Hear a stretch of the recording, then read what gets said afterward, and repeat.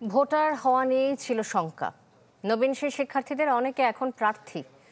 রাকসুতে মনোনয়ন সংগ্রহের শেষ দিন ফর্ম তুলেছেন নবীন শিক্ষার্থীরাও। তালিকায় আছেন ৫১ বছর বয়সী একজন প্রার্থীও। সব মিলিয়ে মনোনয়ন ফর্ম তুলেছেন ৪৬৫ জন।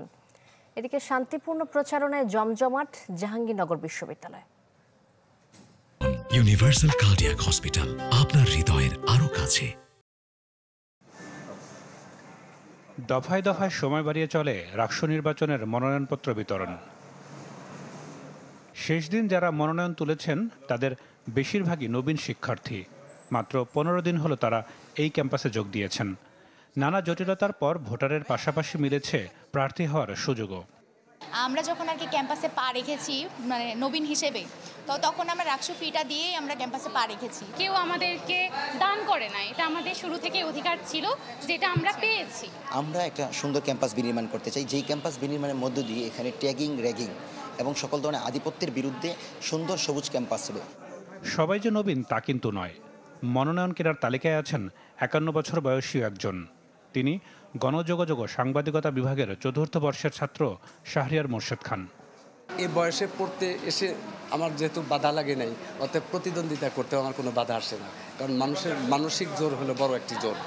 এটা সবসময় তাকে অভীষ্ট লক্ষ্যে পৌঁছে নেয়।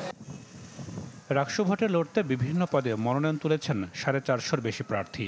এখন অপেক্ষা ফর্ম জমা দেওয়ার। ফর্ম জমার পরে নির্বাচনী তাদের যখন আমরা লিস্ট দিয়ে দেব, চূড়ান্ত লিস্ট দিয়ে দেব, তারা নির্বাচনমুখী হবে এবং তাদের ভোট প্রার্থনা করতে ছাত্রদের কাছে ছুটবে। এদিকে সবচেয়ে শান্তিপূর্ণ পরিবেশ রয়েছে জাকসু নির্বাচনে।